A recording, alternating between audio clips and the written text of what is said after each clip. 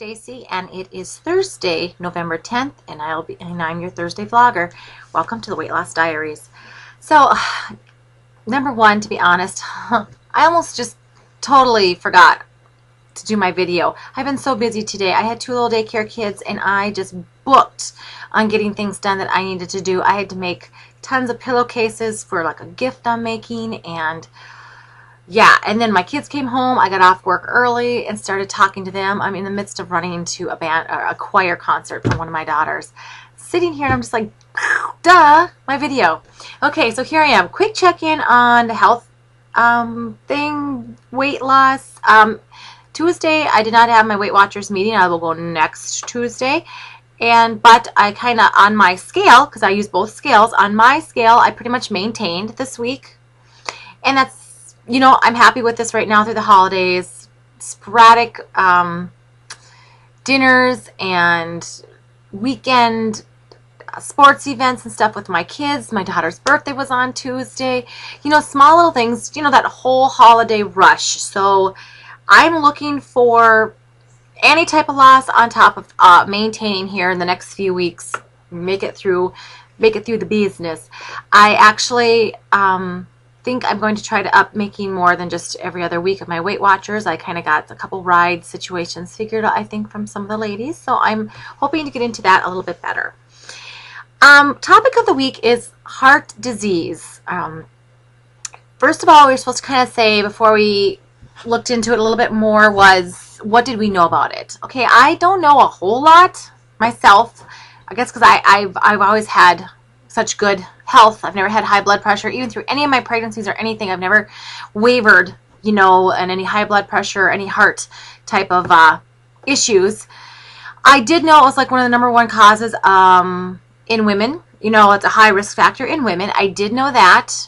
I also know that, you know, diet and exercise is a real big key to maintaining a good healthy heart and your cholesterol level. I've always known, you know, how that affects you.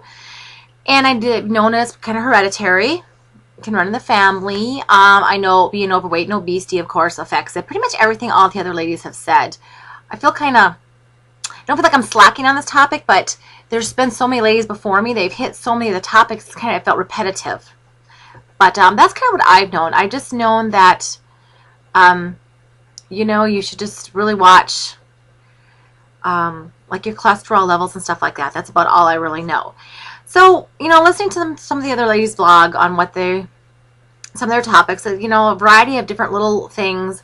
You know, I just kind of like Googled and thought and just said something like heart risks, or I forgot what I put down. One thing that nobody's really touched on is stress and heart disease. Now, a lot of people, you know, really think, people think stress is a huge factor, and if you have a big stressful life that it's, you know, you're bound to have a heart attack. Actually, I read that stress has never been clinically, you know, related to heart disease. It's never been, you know, like put, researched that it causes heart disease or something like that.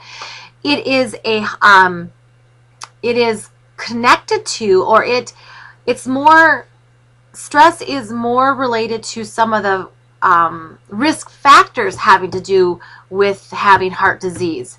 Versus like if you're stressed out and stuff like that, you're more apt to hinder your blood pressure level, or eating, you know, your diet. Then for if your diet, you know, with your stress, you know, either you like your stress eat and that can cause weight gain, or you don't, you know, you don't eat well and that can mess with your, you know, your sugar levels and just odd things in your body. So stress more or less plays with your risk factors leading to heart disease versus being a direct link to heart disease. Like one thing it says in here, how stress and stuff like this and some of the stuff can increase blood clotting, which then in return can, you know, be another big risk factor in heart disease, because of the valves are, you know, sending clots to the blood flow of your heart. I thought that was kind of different. And let's see. I don't know, like I said, overall, stress is a big thing. They say there's some things of how to cope with stress in order to make it easier on your heart. So, you know, I have some of these listings. Okay, overall, number one, it says eat and drink sensibly. Versus, you know, between drinking alcohol and things like this, limited sensibly, and exercise and your eating habits, which, you know, everything is related to exercise and your eating habits. And then there was assert yourself. Now, I kind of thought about this for a second. Assert yourself. Basically, what it's saying is stand up for yourself. You know, don't hold everything in to where then that high, you know, that higher your blood pressure level and your anxiety and stuff, you know, which then leads to your heart working harder, you know, because you're all worked up. So learn how to assert yourself and how to get things out and open and on the table, they basically say, because that can you know, that can alleviate the pressure and all that on your heart and the pumping of your blood and how worked up you get. Stop smoking. Of course, smoking is horrible. It leads to, you know, it's linked to everything. Every kind of, it seems like it's linked to everything. Relax every day. Find some relaxing techniques. Learn how to meditate or, you know, come to that comfort zone. At least making sure you sit down and relax somehow during the day. It says take responsibility. And I looked up, I didn't really understand that as much. I think it's more like it said taking responsibility of your body and acknowledging, you know, what you're doing wrong and stuff. Don't try to make excuses, maybe, I think. So it's just kind of like take responsibility more for your diet and health and I don't know, that's about all I thought of that. So just a few things you can do to help kind of alleviate stress on your heart to prevent heart disease. Like I said, there's a lot of different ladies, you know, talking on this, and so I don't have a whole lot that you know, to go extensively into it. A lot of it's been covered, and I try not to give out too much information, you know, if I'm not too sure, especially on these diseases and odd things like this. I don't want to give anybody wrong information.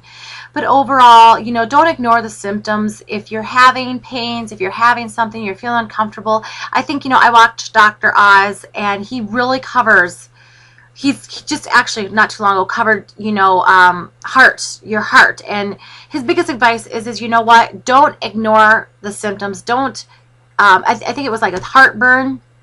If you feel like you have chronic heartburn and certain things like this, especially in women, because we ignore that all the time, you know, he says you're better off going in than ignoring it. Because, like I said in the beginning, that was one thing I always have known, that it's the top #1 thing in women.